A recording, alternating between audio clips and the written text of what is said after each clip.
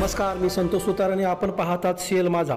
समाजात वावरत असताना माणसाची जात धर्म यापेक्षा त्याची लोकांशी वागण्याची पद्धत व सामाजिक बांधिलकी बरोबर कर्तृत्व मोठं असलं पाहिजे. संजय नाईक हा गरीब कुटुंबात जन्माला येऊन आपल्या कामातून काहीतरी करून दाखवलंय, असं प्रतिपादन माजी राज्यमंत्री भरमू पाटील यांनी केलंय. ते चंदगड तालुक्यातील कारवे येथील स्वराज्य हॉल येथे संजय नाईक यांच्या वाढदिवसानिमित्त आयोजित कार्यक्रमात बोलत होते.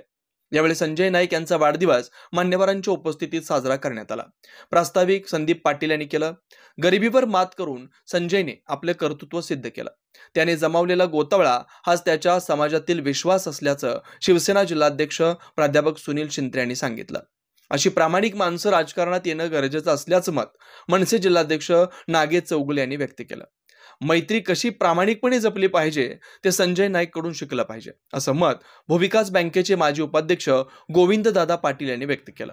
या वाढदिवस सोहळ्याला काँग्रेसचे ज्येष्ठ नेते गोपाळराव पाटील, गोकुळचे माजी संचालक दीपक पाटील, माजी जिल्हा परिषद सदस्य ज्योती पाटील, वसंतराव निकम, माजी सरपंच विष्णू नाईक, पुष्पा नाईक, पांडुरंग नाईक, तालुका संघाचे उपाध्यक्ष तानाजी गडकरी, बसरगे गावचे माजी सरपंच वसंत चव्हाण, संभाजी कातकर, युवराज नाईक, भुजंग नाईक, रवी नाईक, रत्नाकर भोगन, पांडुरंग बेनके, विष्णू गावडे, अमित वरपे, कारवे गावचे सरपंच शिवाजी तुपारे, जानबा चौगुले, वाहतूक सेनेचे सलीम मुल्ला तसेच संजय नाईक यांची मित्रमंडळी मोठ्या संख्येने उपस्थित होते.